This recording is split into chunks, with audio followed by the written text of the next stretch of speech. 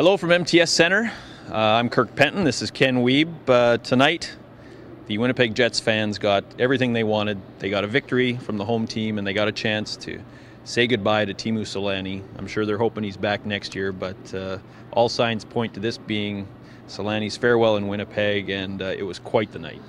Going to probably be one of the more enjoyable nights at the MTS Center all season. Selanne was roared throughout the contest, at least 3 standing ovations during the game, and it was genuinely heartfelt emotion on behalf of Selanne. He talked about it after the game.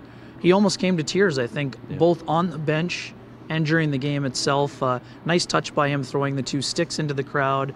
It was a tough situation for him because by the time he actually got acknowledged on the big screen, the Jets were up 2-0, and Teemu kind of sheepishly gave a wave, and he did allow a little bit of a smile, and you could really tell how much this meant to him, and having his family here was also quite a treat for him as well. It reminded me of when I had a chance to see Wayne Gretzky's last game at Maple Leaf Gardens during his last year. Family following you around. This is not a regular occurrence, and that was quite evident. I thought it was great atmosphere throughout the contest, and boy oh boy, if Selanne had scored on that late chance. Chris Mason made an unbelievable left pad save. If he had scored, I think the roar would have been deafening. The roof would be missing right now if he had scored. The neat part early on was the booing and the cheering.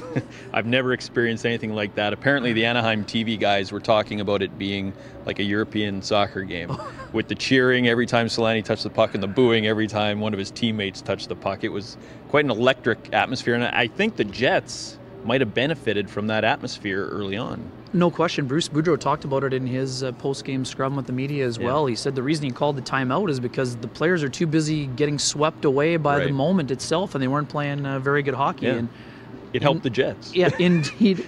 As it should help the Jets, I guess. I guess. It is their home ice. I think the Jets did a nice job of handling the emotion themselves. You know, not a lot of let's be honest, not a lot of players on the Jets lineup have an emotional attachment to Teemu Selanne. No. They appreciate what he did and what he meant to the city, but at the end of the day, this is a team that lost 1-0 to a division rival on Thursday and had a bit of a burr in their saddle, and that's how they played. They took advantage of a team that played Friday night in Chicago. They knew they needed to have a good start. Ducks are 1-12-1 when giving up the first goal this year, so obviously they knew they wanted to make a big push early, and that's what they did. Although Anaheim deserves credit for battling back, it took a lot of energy for them, and kudos to the Jets for finding a way to get it done. For sure. We should listen to what the star of tonight's show had to say. Here's Teemu Selanne on what he thought about tonight's atmosphere. Well, obviously it was unbelievable. Like I said before, I didn't really know what to expect, but these fans showed again that you know how much they appreciate hockey player in this town, and it was something that I could never imagine that it's so special than it was tonight, and even the tough loss, but you know I really excited every second. So that was Teemu, and like we said earlier, everybody goes home happy. Even Teemu, who was pretty emotional tonight, and he wasn't happy about the loss. No. You know, he still got to say goodbye, and it's quite the story that he was able to come back and say goodbye in this arena. Nice of him to produce a solid game as well. 2 assists, played just under 19 minutes, 3 shots on goal. You know, he was worthy of the 3rd star. He was Teemu Selanne. Did a lot of nice creative things with the puck, and you could still see the speed and the desire. This was probably a very difficult game for him to play. Oh, totally.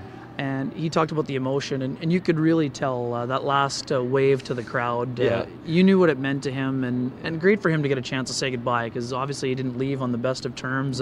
He was very devastated, had done a lot for the city, was told that he wasn't going to be traded, and then sure enough, he's on the way out. So very special for him, and you know, a special night. This is going to be one that people remember for quite some time. Absolutely. As far as I'm concerned, I think this is probably, outside of the opener, this is probably the game most people were looking forward to. And they got exactly what they paid for. The Jets will try to make it 2 in a row against the New York Islanders on Tuesday night. Probably not as much emotion for John Tavares and the Islanders on Tuesday night. A lot of folks from St. Malo are going to be ready to cheer on Travis Hamonic. There we go. So the return of Travis Hamonic. Maybe not quite as big as the return of Teemu, but we'll give it a shot. For Ken Wiebe, I'm Kirk Penton. Thanks for watching.